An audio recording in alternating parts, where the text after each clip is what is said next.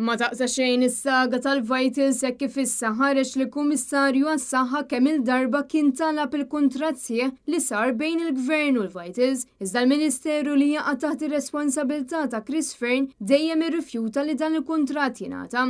L-eks kummissarju għas-saħħa Charles Messina konferma dan fl-aħħar rapport annwali li sar mill-Ombudsman fejn saħaq li kienu saru sejħiet ripetuti iżda dejjem ġew irrifjutati. Messina kien irċieva biss il-verżjoni tal-kuntratt li kien diġà ġie ppreżentat fil-Parlament, l-istess verżjoni li ma kienx tat l-informazzjoni kollha meħtieġa. L-eks kummissarju għas-saħħa spjega kif is-sitwazzjoni aggravat ruħha meta l-Ministru għażel li jgħaddi l-kuntratt sieħ lill-Uffiċċju Nazzjonali tal-Verifika.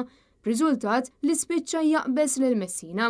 Fi frar li għadda l-qorti kienet ikkonkludiet li kuntratt ta' Vitals u Stewart kien wieħed fraudolenti, kuntratt li ġie firmat mill-Gvern Laburista u li spiċċa wassal biex it-tliet isptarijiet ewlenin f'pajjiżna tħallew mitluqa u ma sar ebda investiment. Minkejja l-provi kollha dwar it-telqa li Vitals u Stewart ġabu fis-settur tas-saħħa, l-eks Prim Ministru Joseph Muscat baqa' jiddefendi dan id-deal u jinsisti li l-Gvern m'għamel xejn ħażin, anzi stqarr illi kien il-vittma.